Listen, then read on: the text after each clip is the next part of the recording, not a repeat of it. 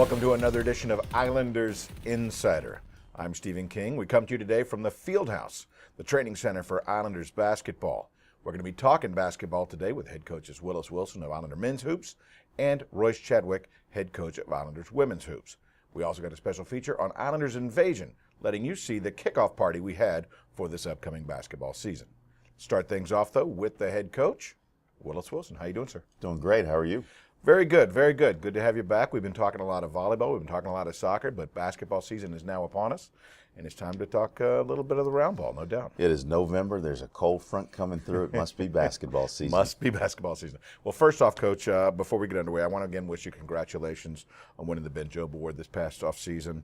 For those who don't know, the Ben Jobe Award is given to the top minority college basketball coach in the country. It's the selection committee's prestigious in itself. Bobby Cremins, Donnie Walsh, Paul Hewitt, Avery Johnson. There's so many great people that select the candidates, and then it's the peers who decide. That's got to make it special. Well, it was, and especially an award named for one of my mentors. Ben Jobe's been a great friend for a long time and a mentor from my early days in coaching, back when I was an assistant coach, just breaking in back in the 80s. And so to win an award with his name on it is a great honor. And I got to give credit where credit is due. Coaches are only as good as the teams they coach and as good as the players they coach. And our guys had a fabulous turnaround, and you got to give them all the credit. Well, this basketball team is something special. They had a great year last year, and well, you're coming off of a breakout year, winning 12 more games than the year before, which was the third best turnaround in the country. You finished second in the Southern Conference regular season, and you won the first ever postseason tournament game in Islanders history. It was a great year, but I guess there's always more games that could be won, and there's always ways to grow as a program. What have you done for me lately? Yeah, right? Exactly. That was great last year, Coach. What about now? Well, you know, coaches feel great in the off season. It's been 7-8 months since I lost a game, so I'm feeling pretty good. The problem is we haven't won any games, and we begin a new campaign, and we've got a tough schedule in front of us. We open up here at home against Our Lady of the Lake, and you never know what's going to happen on opening night, so you got to be ready for all comers in those opening ball games. And we're banged up a little bit, but hopefully that won't be a major factor for the way we play in the outcome of the game. But from there we go on the road, and we got a tough sled ahead of us, going to Georgetown, to St. Louis, to Bradley before we come back home. That's a brutal stretch for a team that's in some respects unproven. We did have a nice turnaround at the end of the year. It's going to be curious to see if we can pick up where we left off and beat a higher caliber team, or compete with higher caliber competition. Oh, there is no doubt that the challenges are definitely there this year, the way you've put the schedule together. Getting to the team, though, I want to talk a little about the two seniors you have on your squad, John Jordan and Hamid Ali, and they're definitely the heart and soul of this team. But also what makes them special is they came in when you came in. You came in together to this program, and that's got to make them even that much more special to you. Well, you can't put a value on what those guys have given our program when things look pretty dark and there was not a lot of hope. Those guys, they stuck by me, they stuck by the program. They made the adjustments along the way that it takes for a program to grow a culture and evolve as a basketball program. You know, the obvious is going from a loser to a winner. That's a challenge in itself, but to deal with all of the things on the periphery, when you're a pretty good basketball player and things aren't going well, there are a lot of sharks in the water that would love to take you to other waters. And so I just give those guys a great deal of love and admiration for their loyalty, and allowing us to coach them the way we've been able to coach them, to really push them and to see the growth in those guys. And I think they've developed into what I would think is one of the premier, if not the premier, backcourt in this conference. Well, they're special people, and being seniors and being in the program as long as they have been, they're pretty much your extension on the floor. Yes, well, they really know how I want to do things, how the coaching staff goes about our work every day. They've taken a very practical approach, is something I love, just an honest, genuine approach to the things that we're trying to do every day. And they've become guys that have this sort of can-do attitude. They understand, well, why not win today? Why not take this approach? Why not make this adjustment? And the word that comes to mind for both those guys is they're very fluid. The great thing about them, though, is their flow is in a positive direction. have come to really, really embrace that and love that about those two guys. Well, let me ask you about somebody else here real quick. Do you think it's hard to live up to the nickname The Beast? I'm just curious. Rashon Thomas, along with John Jordan, were named pre-season All-Southern Conference selections. He had a really good freshman year, but what type of jump in production do you expect to see from Rashon this year? Well, it's hard to put a cap on how high his ceiling is. He's obviously going to make a lot of progress. I think the biggest challenge for Rashon this year as a sophomore is just not trying to do too much. He's going to have to let the game come to him, and if he does, we'll get him the touches that he needs. He's a prolific scorer in and around the basket. He has a face-up game that can really complement what he does on the inside, and so a guy that's got an inside-out combination like he does wants to do a lot, and he's able to do a lot. And again, I think he's got a really high ceiling. My hope and expectation for him is that he really grows into becoming a prolific rebounder. I think he's got a nose for the ball on the offensive end, and if he can match that tenacity on the defensive side, he's one of those guys that has a chance to become one of the top rebounders in the country. And you combine that with his ability to score, he's going to find ways to just add and pile points on top of what his natural production is going to be just coming out of our system. Other players, juniors, Brandon Pye, Cole Martinez, Jelani Curry, Dale Francis, they come back along with newcomers, junior transfer Bryce Duvier, freshman Ehab Amin, and freshman Joe Kilgore. You've got some very interesting. There's nobody parts else you can name in there. I'm trying to throw a few more. I'm kind of just putting them all in one group here. Yeah. But tell me about team chemistry with some of these new bodies that are going to have impact. These guys are having to work into our flow. Those guys have created a tough situation for me as the head coach and our coaching staff, evaluating guys day in and day out. We've had some Donnybrook sorts of practices where guys really, really get after each other. Truth be told, we don't really have a first team or second team. The gray team or the blue team on any given day is as good as the other, and that's created a couple issues for us in practice every day. We don't have clear-cut winners, and so the level of competitiveness is something that we've got to measure. We don't want to beat each other up too bad in practice. On game day, what it means is we've got a great deal of depth, and guys are going to have to be on their toes, and they're going to have to be ready to perform. What I really like is the versatility and the depth, and we've got a number of guys that can shoot the ball, but we've got some guys like Jelani Curry and Joe Kilgore that are guys that can slash. We've got a guy in Ehab Amin who's just a great utility guy that gives us a lot of what we lost with Jake Coher, a guard who rebounds at a high level, a guard that can get out in the passing lanes and get deflections and steals. And so we've got a number of weapons that we can utilize across the board, playing big, playing small, all those sorts of things that I think bode well for us going into the season. As you mentioned just a few moments ago, you start things off on Friday against a non-D1 opponent, Our Lady of the Lake, run and gun, fast-paced team. They're going to challenge you in that regard. But then it's off on the road, Georgetown, St. Louis, Bradley. Plain and simple, are they ready? Well, we'll see. We'll see on game day.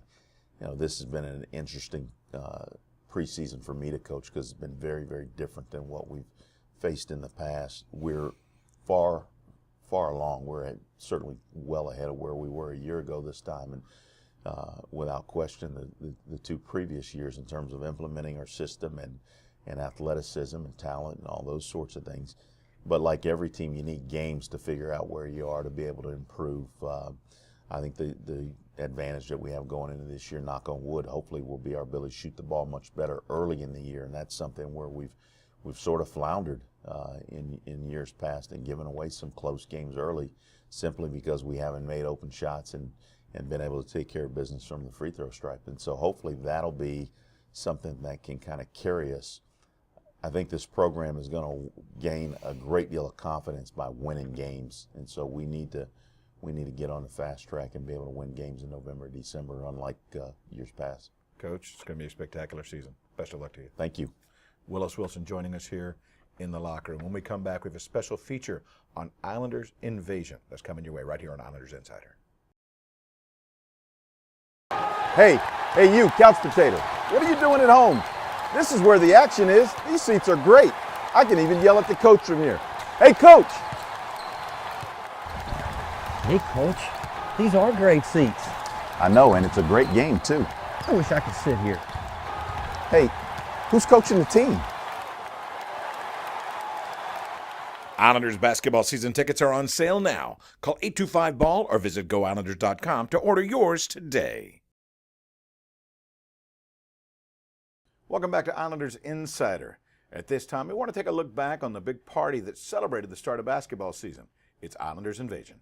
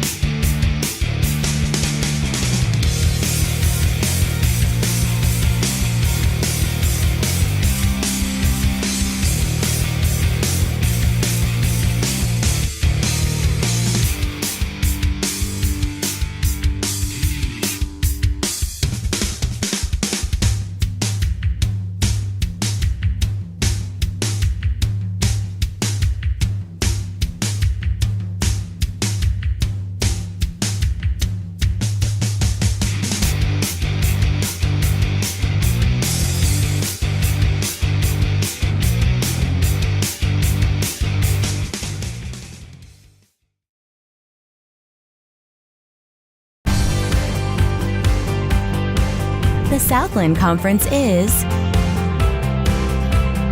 4,200 student athletes from 13 member institutions, competing in 17 NCAA Division I sports.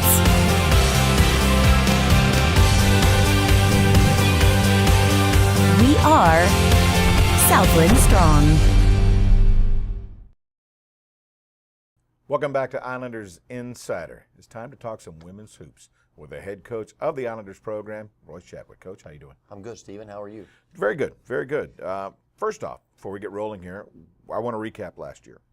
Your squad returned to the Southland Conference Tournament, led the country with a plus 14 wins turnaround from the year before, and in your second season on the island, you were named the Southland Conference Coach of the Year. The bar's been set pretty high, I must say. Is it harder to climb the ladder back up or harder to stay on that high perch once you get there? Well, I think, we had good players last year, and when you have good players, they do a lot of good things. The turnaround from 4 wins to 12 or 13 is one step. The wins from 12 to 15 or 16, that's another. From 16 to 18, that's another jump. From 18 to 19 is another jump. So they get incrementally more difficult. If you're going to win 20, 25 games, you're talking about 7 or 8 rungs up the ladder. So we jumped a couple of rungs last year. Jasmine Shaw had was a big factor in a lot of those things that we were able to do. But our team gelled at the right time. We played our best basketball at the end of the season, and hopefully we can do that again this year. Hopefully so. Now, as the Islanders have the reemergence of the Islanders as contenders, what type of impact did last year's performance have in the recruiting circles? Let me ask you that. Were there a lot of girls out there wanting to be Islanders? Well, I think it always helps to go into a living room and talk about these are the things that we are doing with our program. Winning games is certainly a big piece of that. We're graduating our players. We have a great university to offer an opportunity for people to hang a shingle on the wall. We're doing a lot of improvements here. We are building new facilities. We got a new UC going up. We have a new cafeteria. All of those things go into the recruitment process, but it sure does help when you can say, hey, last year we won 18 basketball games. I'm sure it does. Now, we might as well address it now. Now, injuries have kind of loomed large on your team getting ready for this season. Do these particular personnel losses make you have to maybe go back to the drawing board, or is it really systems in place, next girl up? Well, a little bit of both, but you don't replace your all-time leading three-point shooter. And when we lost Brittany, we lost a ton of offense and a lot of the factors that stretch the defense. We won't have that three-point shooting prowess. When we lost Shola, we lost a tremendous defender, tenacious rebounder, and really a junkyard dog, and it's really hard to find people that will do those things. We'll be without both those girls throughout the season. What that means is our freshmen have to get there a little bit faster. So for this exhibition game, we only had 4 guards that we could play. Hopefully we'll be getting Emery Archer back. She broke her hand, and we'll be getting Ashley James back hopefully in the next 8 or 10 days. But we had 4 healthy guards, and that really changes what you can do, because you would play those girls 30, 35 minutes each, and I think they got tired. First exhibition game, you have to play your way into playing shape, and I think it was a factor in the game. Yeah, there's also adrenaline that contributes, playing your first game in front of the fans. Lots to see there. You do return impact players, though, like Kamisha Davis, a sophomore, a junior Ashanti Plummer, sophomore Cassie Jones, girls from last year's squad. They have a lot of new teammates, but is their role now more important as leaders and athletes to guide the newbies along the way? Without a doubt. Nobody can be the same player they were last year. Shante has to raise the level of her game, as does Cassie Jones, Kamisha Davis. All of those people have to be better basketball players than they were last year. So far this season, they've proven that they are going to do that. We have 5 legitimate pieces to the puzzle right now. We just don't have any depth. We have 5 girls that need to play 40 minutes, and that just can't happen. We got to get 3 minutes off the clock in the first half at each position, and we have to have some people step up and do some things for us that they were not forecast to do at this stage of the game. But that's what they came here for. They came here to play. There's no doubt. Speaking of new teammates, 4 transfers, 4 freshmen make up the new crew. Let me ask you about some of the more experienced of the new players, in particular redshirt junior Shea Weaver, junior transfer G. Lawler, where they were in school last year and got to work out with the team, while the newest members, senior transfer Olivia Foudy, as well as junior transfer Jen Ramirez, joined the fold in the summer. Can you easily insert any player into the system, or is there a significant period of integration? Well, I think you can put anybody anywhere you want them to. It's just how good they play. It depends on the chemistry that they develop between their teammates. I think the last exhibition game, the cheerleaders were on red alert down there on the baseline, because every once in a while we'd just throw it up against the wall because we thought, oh, I thought you were going to cut. Oh, I thought you were going to stay. So we don't have much chemistry right now because we have no continuity from last year. That'll get better with every game we play. And honestly, Stephen, if you play 35 minutes together in about 3 or 4 games, you should have it down. And those girls are playing a lot of minutes together, and hopefully they're going to get going. I think Shea is rusty right now. She set out last year. I think Janessica is rusty. It just takes a while to get back into the playing shape and to get your body where you feel right on the basketball court. Yeah, the exhibition game against the defending Lone Star Conference defending champ, which was Texas A&M International, 74-60 the win. The performances you mentioned by Shea and Olivia, 17 points, 16 rebounds. Numbers don't lie, but they don't necessarily tell the whole story, do they? Well, we brought her off the bench because she's been out for about 2 weeks as she injured her knee, and she is a little lost on offense right now. I think she had 7 or 8 offensive lapses where she just didn't know where she was supposed to be.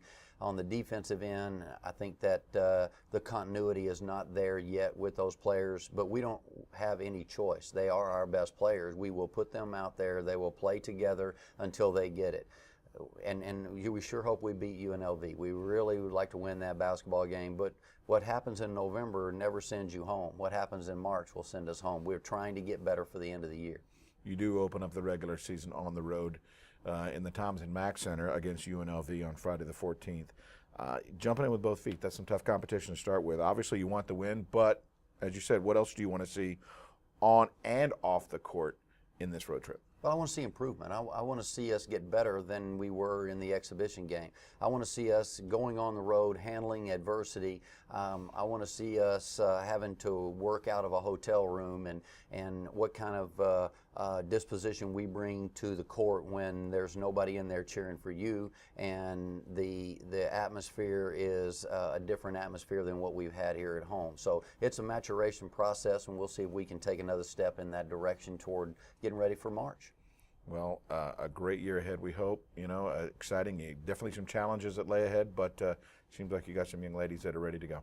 Well, we hope so, and the fans were awesome the other night. I think they made a huge difference in our game, and we appreciate everybody supporting us. Coach, appreciate it. Thank you, Steve. Royce Chadwick joining us here once again in the locker room. When we come back, we'll bring you up to speed on what's next for Islanders Athletics. Stay with us, more to come on Islanders Insider. Whether you're on the road or at home, GoIslanders.com is your source for Texas A&M Corpus Christi athletics. From live stats to live video to all the latest news, GoIslanders.com has everything to keep you up to date on all the latest on your favorite Islanders team. Check out Islanders schedules and statistics and learn more about the student athletes at the Island University. Get tickets, Islanders game day gear, and more by clicking your way to GoIslanders.com today. Go Islanders! Welcome back to Islanders Insider. At this time, let's bring you up to speed on what's next for Islanders Athletics. Men's basketball will head to the American Bank Center on Friday, November 14th at 7 p.m. as they take on Our Lady of the Lake in the season opener. Then on Tuesday, November 18th, the team will head out to Washington, D.C. as they'll take on Georgetown. That game will be nationally televised on Fox Sports 2 at 6 p.m. Central Time. Islander women's basketball will head to UNLV in Las Vegas, Nevada on Friday, November 14th. That start time, 6 p.m. Then they'll come back to the Dugan Wellness Center on Friday, November 21st, as they'll have their home opener of the regular season, a 7 p.m. start time against the University of Houston Cougars. Islander volleyball will be heading back to the Dugan Wellness Center for the final 2 games of the regular season on Thursday, November 13th, as they take on Sam Houston State at 7 p.m. and on Saturday, November 15th against Lamar. That's a 1 p.m. start, and it is also Senior Day. Islander Cross Country will be heading to the NCAA South Central Regionals on Friday, November 14th at 10 a.m. in Fayetteville, Arkansas. And then on Saturday, November 22nd, qualifiers will be heading to the NCAA Championships in Terre Haute, Indiana at 10 a.m. Once again, I want to thank Willis Wilson of Islander men's basketball and Royce Chadwick of Islanders women's basketball for joining us here in the locker room today. And of course, all of you for tuning in. I'm Stephen King. You've been watching Islanders Insider.